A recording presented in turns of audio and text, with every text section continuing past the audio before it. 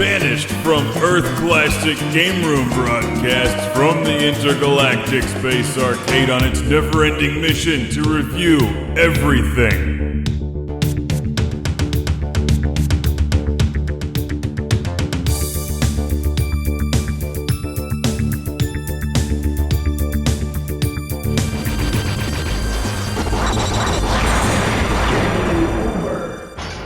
Welcome back to Classic Game Room, where N64 Week soldiers on with the review of Star Soldier, Vanishing Earth, one of my favorite games on Nintendo 64. I have returned.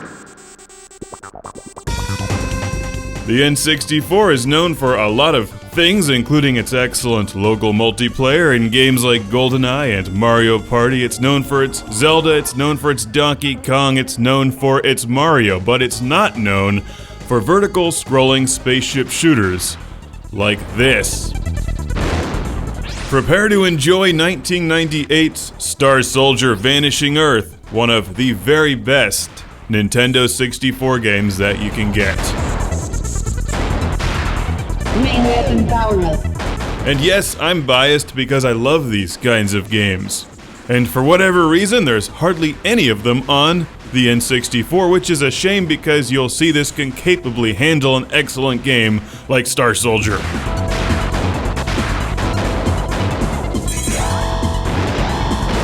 As you would expect for an N64 game, this has a combination of 2D and 3D style visuals.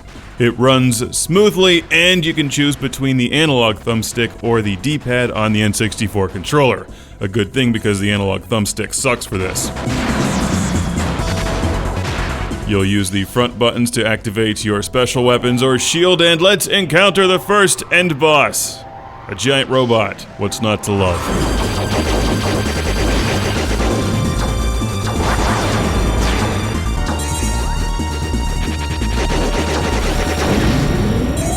I lost a life there, but you have a shield that you can activate for a very short period of time and reflect shots back at your enemies. It's easy to screw up though, so don't rely on that thing.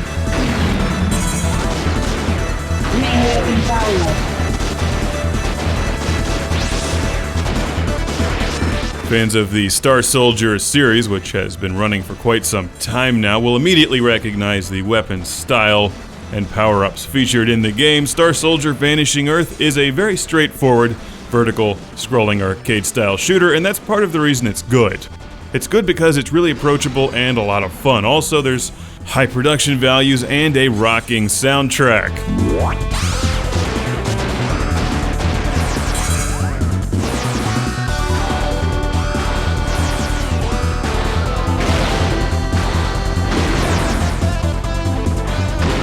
While Star Soldier Vanishing Earth may not be quite as attractive as some of the shooters on the Sega Saturn, for example,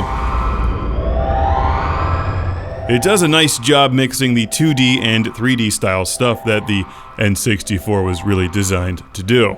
And most importantly, it just has solid gameplay. It's a challenging game, and you have 3 spaceships to choose from. This one is by far my favorite. I find that the spread shot comes in really handy for this one. It's fairly easy to score some extra lives, and at first it seems like the shield is extremely powerful and the enemy alien scumbags have no chance, but by about level 3 you'll realize that's not the case. Vanishing Earth is not as hard as many games in this genre, but it does get difficult. And you may have noticed that if you can continue hitting enemies and not let that counter go down in the top left, you get bonus points. Great for extra lives. And that's part of the reason the spread shot is super handy. Let's take a look at the other 2 ships.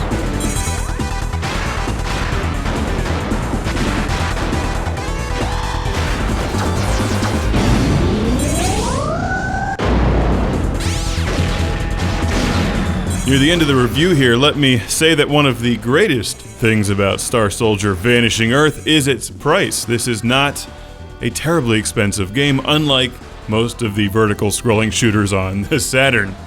You can easily find this for between 10 and 20 bucks. It's totally worth it if you like these kinds of games and have an N64. Add Star Soldier to your collection. On that note, I have another classic game room shout out and thank you to send to my man Mark from Fresh Meadows, New York. Thank you, Mark.